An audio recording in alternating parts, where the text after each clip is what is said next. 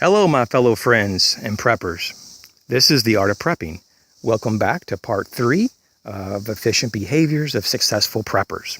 Now, in this part 3, it's going to be much more detailed in terms of just these few last things, but it's going to definitely sound more like preppers type of language.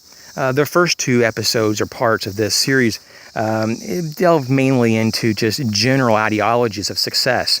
This is going to be much more for the prepper. Okay, so the first one here on this part 3 would be a forward thinker. Now, this is also, a good element for even a businessman or woman, or maybe someone who's working on a project, has big goals. But forward thinking, though, is a very big thing for preppers.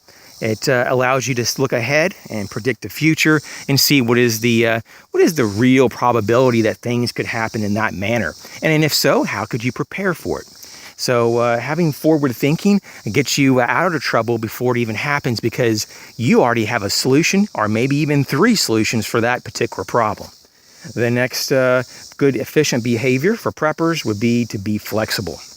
Flexibility is you cannot it's not overrated in any means. This is something that you need to constantly develop, constantly be flexible and go with the flow, and be adaptable to the things that change. So many people freak out and they have that panic attack, or some people get so anxious when things don't go exactly what they thought was going to happen, or what they were told was going to happen.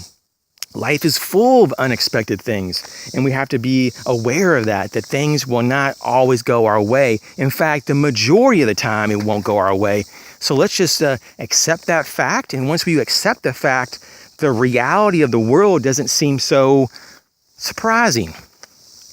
The next efficient behavior is persistence. Persistence, it sounds very generic, but if you think about it, someone that doesn't give up, they survive longer, they succeed better, they are happier, they get what they want most of the time. These people never stop. They have drive, they have the will, they have focus, they have intent, they know what they want, and they get it. Be someone with lots of persistence. The next line item would be, for the efficient prepper, to be better prepared for emergency. Being prepared for emergencies, as we've talked about, does require that forward thinking. But being prepared, it just eliminates all the stress, at least the majority of it, and all the questions about how you're going to deal with things. So just having the preparation in physical form, not just in your head, have it already manifested through actions beforehand. So if something comes up, and it could be something at work, or something at home, or something on the road, you have solutions.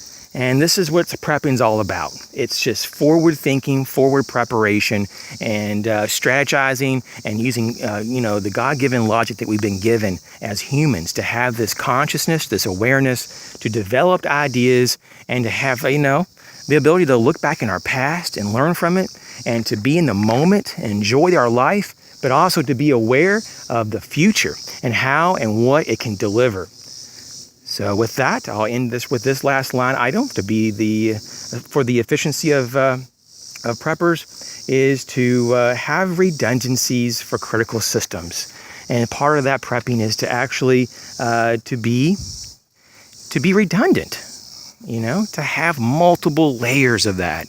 Just like we talk about having fire, and 2 is 1, 1 is none. And 2 is 1. I guess that's not the exact order, but we'll see here. 3 is 2, and 2 is 1, and 1 is none. But basically what the whole thing is that you don't want to just have one single means of doing anything, because that means may not work out. That means may not, work through and deliver. So you need to have alternative things, such as not just a lighter, but matches. And maybe not just matches and a lighter, but also maybe a ferro rod. But maybe you want to go further. But that'll conclude these different efficient behaviors of successful preppers. If you have any more successful prepper tips, I'd love to hear about them in the comment section below. Thanks for watching, and have a great summer.